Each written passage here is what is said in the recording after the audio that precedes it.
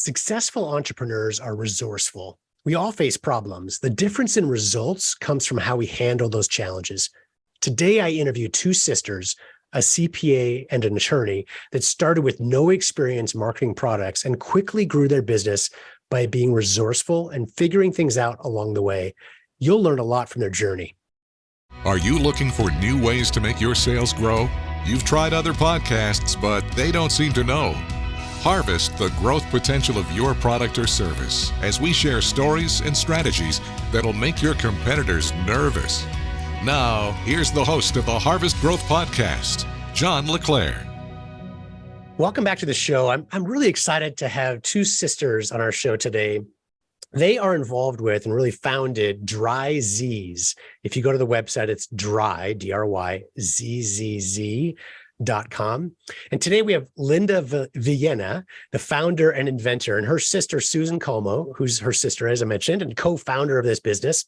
They've developed the product. I'm going to let them describe it because they'll do a much better job than me, but it's an awesome product. So listen to this show. You're going to learn a lot from their story as well as about their product. Linda and Susan, welcome to the show. Thank you for having us. Yeah, we're excited to have you today. So tell us about the DryZzz pillow. What is it? How does it work? Well, it's a pillowcase that I invented for people that go to sleep with their hair wet. My daughter was having an invention convention at school where she had to come up with a product that solved an everyday problem. So she was going to sleep that night with her hair wet, very long hair. And I said, go get a towel to put on your pillow like she always did when she went to sleep with her hair wet. So when she left the room, I looked at her pillow and I thought to myself, there should be a pillowcase that one side is a towel with some type of waterproof liner underneath it. And so when she came back in the room, I told her, I have your idea for the invention convention. And of course, since it was her mother, she told me it was a stupid idea, but she went along with it anyway. And it was a great hit. And that was the origins of the product. And you guys have had quite a road of success since then. It hasn't been that long. What was the first, so after that invention convention, what was the first time that you knew you really had something in this that you'd actually put a business behind? Well, I'll jump in here. Hi, John. So for my niece's invention convention, my sister and my niece came over and they had bought a shower curtain, a towel, and a pillowcase. And we had my mom's old Singer sewing machine here at my house. So we cut it all up and made the first prototype. And then when all the kids were showing their inventions at the school cafeteria, all the moms and grandmoms were asking my niece, do you have more of those that we could buy? Or if they sold this at Bed Bath & Beyond, I'd buy it, So then we thought, my niece came home from school and told Linda, everybody said they would buy this if we had more of them. So that's when the first light bulb went off for Linda. And then we being a CPA and an attorney, we didn't know anything about how to take an idea to an actual product and have it made. So we had to kind of start researching and going through the steps. But we had an initial order made and sold them at the school fair. So when complete strangers came up to the table and actually plunked their money down and bought it, that's when we said, And then also people, they would come up to the table when they saw what it was, everybody would say, oh my gosh, my daughter goes to bed with her hair wet all the time, or my niece or my granddaughter, I've never seen a product like this. And so that was when we knew that we had helped solve a problem that nobody else had. And we just went from there. We went from small school fairs to bigger and bigger, finally up to the Miami Home Show, where we sold, hundreds of them. And people also started coming up to our table saying, would this work for sweating? Would this work for drooling? Would this work for my dog lays on my pillow and slobbers? And, so then we started seeing that people could use it for other things, because just to explain to the listeners, so what we've done is on one side is a regular pillowcase. We have some SKUs that are 100% cotton. We have some that are satin. And then the other side is a very soft microfiber, absorbent, kind of like a soft towel, but it's not terry, it's microfiber. And behind the microfiber is a quiet fabric-like waterproof liner. So any kind of wetness going on that side, wet hair or drool or conditioning treatments, sweat, is not only going to be absorbed by the microfiber so you don't feel like you're sleeping on a wet surface, but also the liner blocks it from going through and staining your pillow and getting to your pillow. And then you can wash and dry it. So in the washing machine. Yep. First of all, I've got to say, you can tell that you guys have sold this in live pitch environments like home shows, et cetera. Because a lot of the questions, as you're saying things, questions come to mind, like you think waterproof barrier, usually those are loud, right? You think like the cheap liners that go under kids' beds, you hear that. So that those questions come to mind. So it becomes part of your pitch. And I think it's a great encouragement for others that are listening to get out and get into some of these shows, whether they're small or big.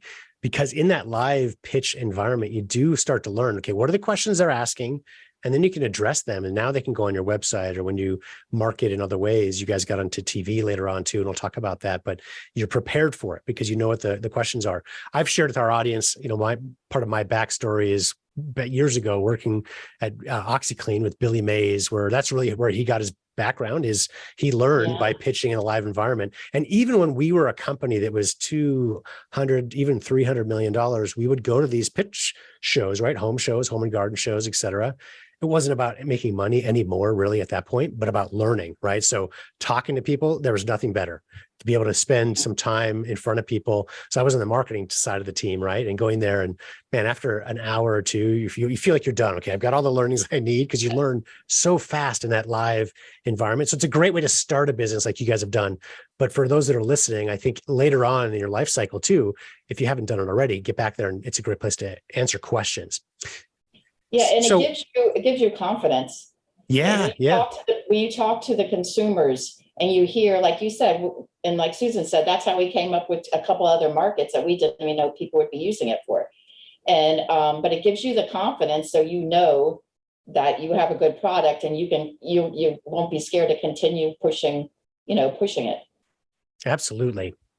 So an attorney and a CPA start a business. That sounds like the start of a joke, right? But it's a very positive thing, right? Like I walk into a bar or whatever, right? But it's what a great background, I think, to have both of you in there. As most of my audience knows, I'm a former CPA as well. And I think there's great learnings that come from that, from the financial side as well as the legal side, to know all that you need to know going into a business. So even though you had no experience, the two of you launching or marketing products, the fundamentals of business, I think, would be extremely beneficial in starting a business. No joke at all, right? This is a very serious way, great way to start a business.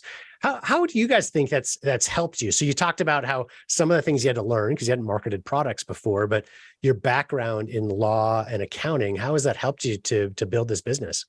Well, I would say definitely the accounting and the cost going into the product, and if you're making any money, especially when you're working with wholesale, because as you know, when you sell wholesale, you're getting basically half of what you would be getting if you sold, direct to consumer. So, several times we've been in the wholesale situation where we have to sit down and we get our Excel sheet out and we, think of the different costs. Not only, the labor to make it, the fabrics that, the 3 different fabrics to make it, the postage, the shipping, and we have an Excel sheet, and, our different SKUs are different prices. And so we'll have different profit margins on each one. So we're very comfortable with sitting down and going through that exercise and seeing, okay, is this going to be worth it? Are we going to make money? And sometimes you don't make a lot of money, but it's the advertising, the exposure that you're going to get. But we always were very, we always sit down and do our spreadsheet, so we know exactly where you are, because, it's easy when it's something that you invented yourself and you've put all this time into. You're so excited if somebody is interested in it. And sometimes I think small business owners can think like, oh my gosh, that's great. They want to sell my product on the show and offer it, and without doing the analysis, okay, wait, but I'm actually going to lose money on that deal if I, so sometimes things sound really good. And we have, like Linda said, you might want to go ahead and go into a situation where maybe you're going to break even on the cost, but you're going to get basically nationwide free advertising, like when we were on the Good Morning America deals and steals, or the View deals, or Kelly Clarkson. We've been on some of those where they talk about our product on the show, and they do for 24 hours, our viewers get it at 50% off. Those, by the time they take their cut, they sell it at 50% off. You have to pay postage, et cetera. You're not really making much of anything on the actual units themselves, but we're getting the nationwide exposure. So we figure it's like buying advertising, but you do have to be careful, because all these people come out of the woodwork. I'm sure, we're constantly barraged with people. Oh, I can get you on TV and sell millions. All you have to do is sign up with me here, sign on this dotted line.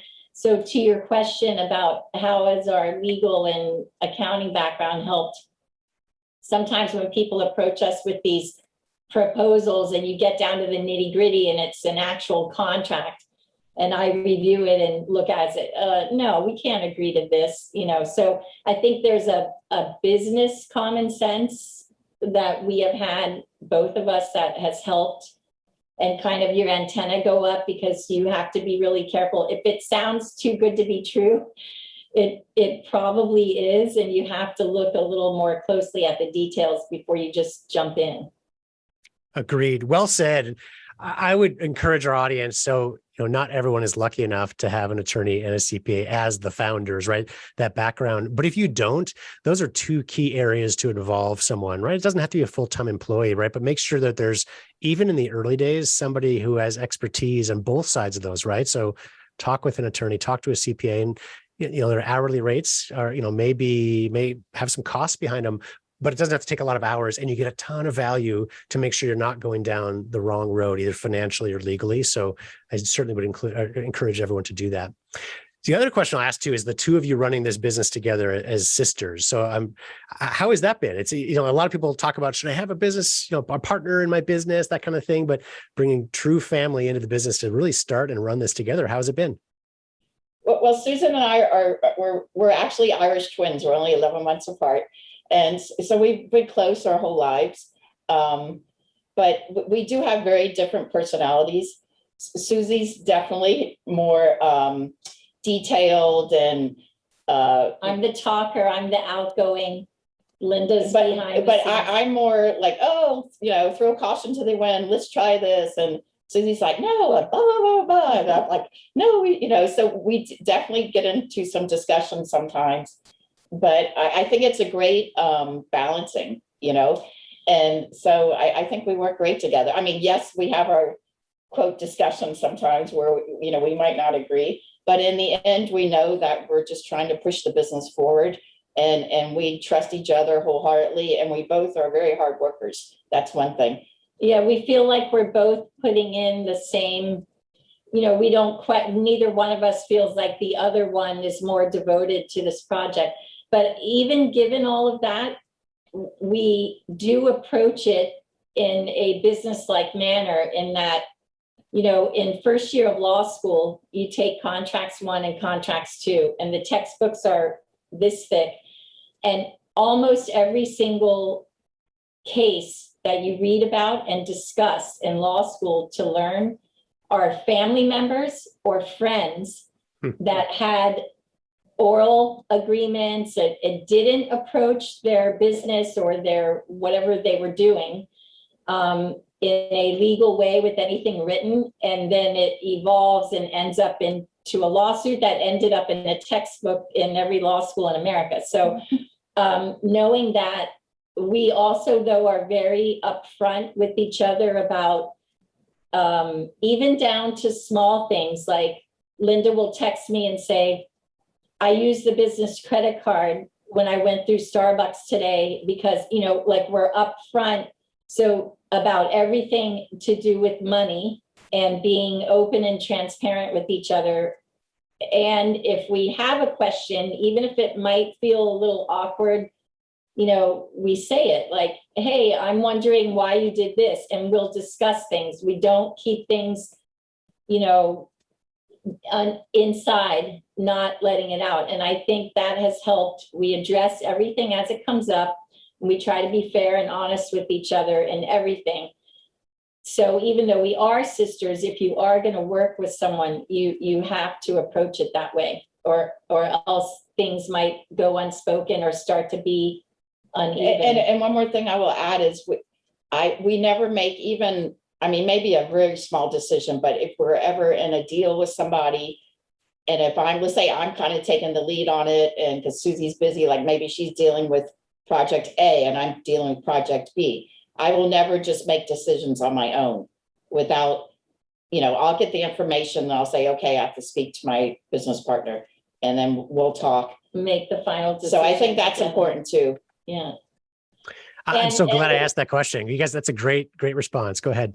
The final thing I was going to say is that I am a complete night owl. Like, I'm just getting my second wind at 10 p.m. I can start on a project late at night and be wide awake. And by 9 p.m., Linda's yawning and she don't even talk to me. Don't ask me a question. My brain won't process it, but she'll get up at 5:30 or 6 in the morning when I'm sleeping soundly. So we kind of cover 24 hours a day. With at all times, one of us is looking at emails or fielding calls or we only live a couple miles apart, so sometimes it'll be about 8:30 at night. She'll text me, I'm coming over, we're gonna get this order out. I'm like, I'm not doing that, I already left my desk, I'm sitting in front of the TV, so if you want to come over, you can pack it up, but I'm not doing it. So we have home offices, and we have our DryZzz fulfillment center right now is actually constructed at Linda's house. We've turned a room into an office, and we have its inventory storage and everything. And Linda's husband, we're a family affair also. My grown daughter, Kristen, is a graphic designer and a textile designer website. So she does our website, all our graphic design. She's on our DryZzz team.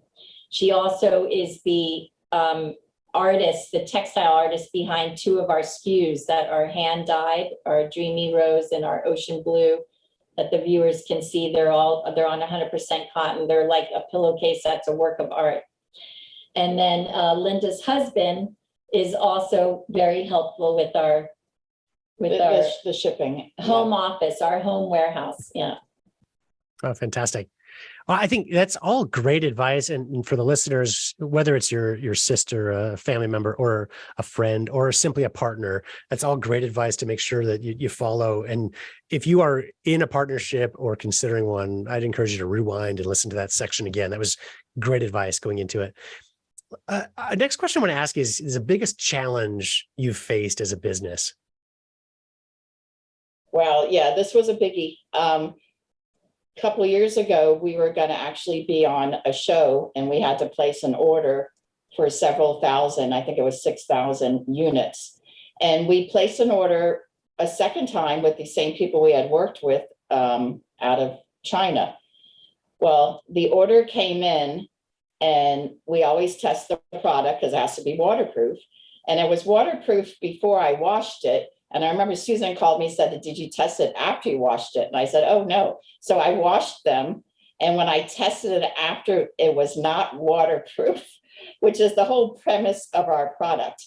And we were supposed to be, I think, in a week beyond this show, this national show.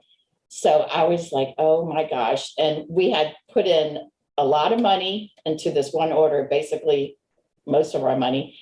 And we had to call the show and back out because, of course, we don't want to sell defective product.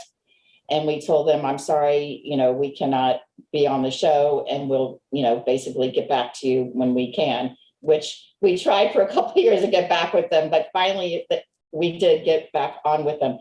But it was a blow. And it was shocking to us because, like I said, we had ordered from these people before. Multiple times, and we had production samples. So we contacted them, and they're basically showing on their end videos saying, no, it's working fine. And we're, it's like the battle of the videos, no, it's not working fine. So we went to an independent lab and had one of the original ones from a couple of years before that we had made with them, which was fine. And we sent the one from this order. And the result of the test was they were not the same waterproof fabric. But I'll jump in here with the legal side of it. So, of course, we had something in writing from them, this factory in China, guaranteeing that their product would work. And if it didn't, they would either refund or replace the units. But when you're in America and your written contract is with a factory in China, the paper is really, it's only worth the paper it's written on, or whatever that expression is. They say it's not, you can't really enforce it. So at that point, thank goodness we had an intermediary contact here in the United States who had found that factory for us, and he was able to apply some pressure to them because they were still in business with him. So it took several years and getting these lab results, and finally, 2.5 years later, the day comes and we're getting the 6,000 replacement units sent to us. And so they come in, I get the truck backs up in my driveway. I'm 6,000 units, and which we're is like, a lot. yay, 2 years of hard work. And so then Susie says, test them. And I'm like, okay. So I test them, and they were defective too. I couldn't believe it. I couldn't believe my eyes after all this back and forth. But we did what we've always done. Even with that first order, we found a workaround. We found some waterproof fabric here in the United States, and we had them fixed. And because that's all the money and the inventory we had at the time. So even though we had to put more dollars into each one, at least we were going to have inventory to continue our business. Yep. And that's what it was an obstacle. And what we said, okay, what can we do with these 12,000 units now? Essentially, they were all very well made, except for the waterproof liner. So then we realized, okay, if we can solve the issue of how do we make the liner work, we might be able to use these units. And so we went to a seamstress. It would have been way too expensive to have them completely pulled apart and re-sewn. But a local seamstress lady here said, well, you don't really have to take it apart. If you get new liner that works, we can turn it inside out, sew the good liner on the inside, which essentially sandwiched the ineffective liner in between the good one and the microfiber. It didn't make it that much thicker. It made it work. And when you turned it right side out again and repackaged it, you could literally tell no difference from one that was made correctly.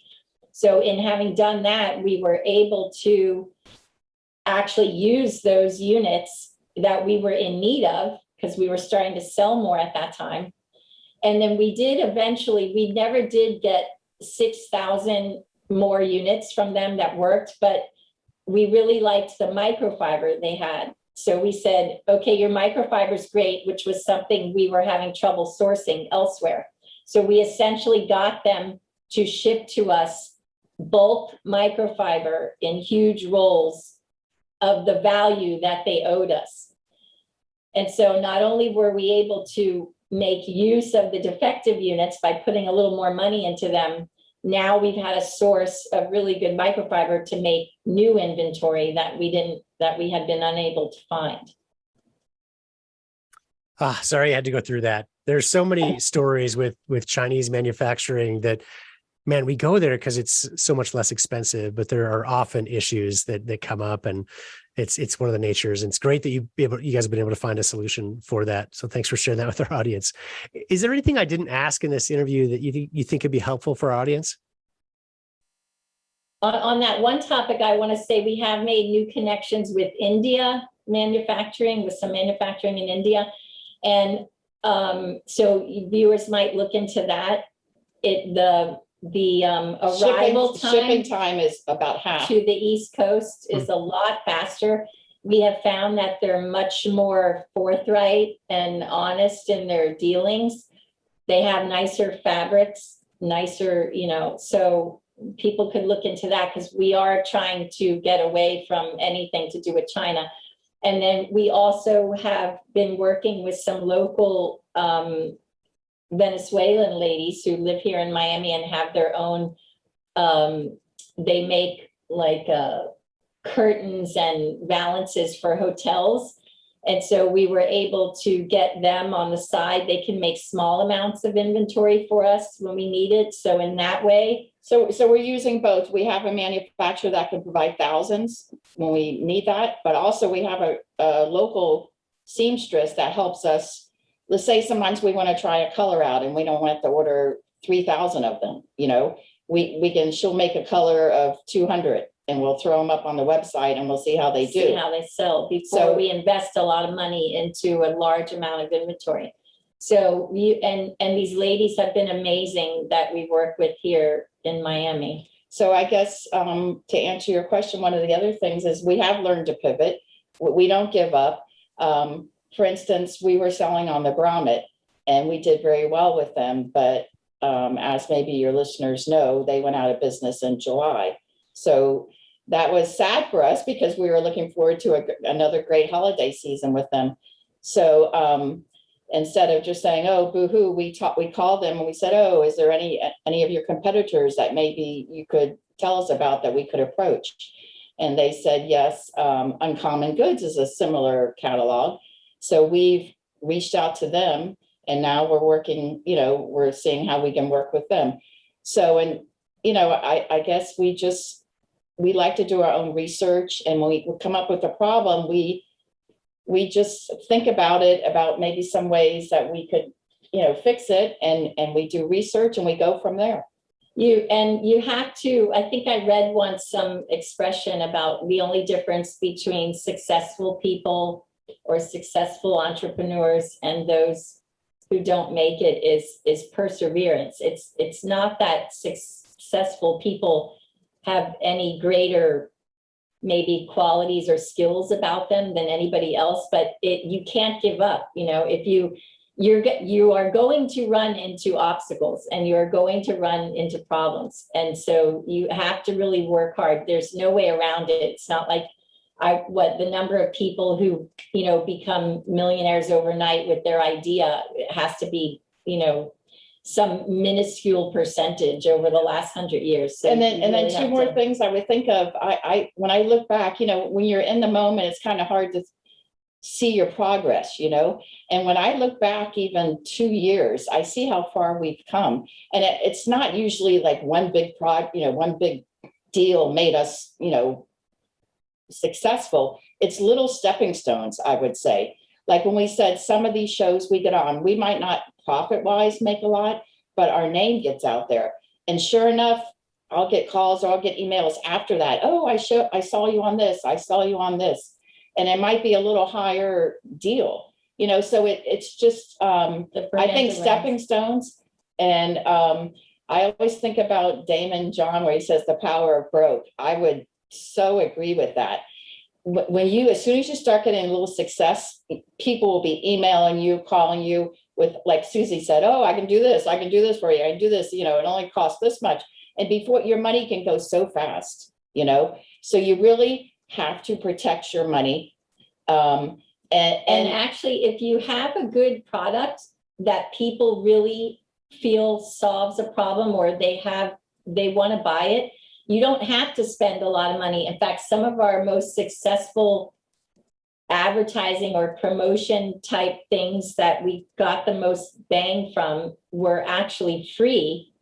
It wasn't anything we paid for. The one lady comes to mind that she was like a beauty blogger, and she actually bought one of our DryZzz pillowcases on Amazon and loved it. And she contacted us and said, hey, can I write about you guys? And then I send out an article to different websites. So she wrote Fashion, Function, and Philanthropy. We forgot to mention we give a portion of our gross proceeds to Sophia's Hope, who my niece's little friend in her invention convention passed away the following year from complications of childhood cancer, chemotherapy.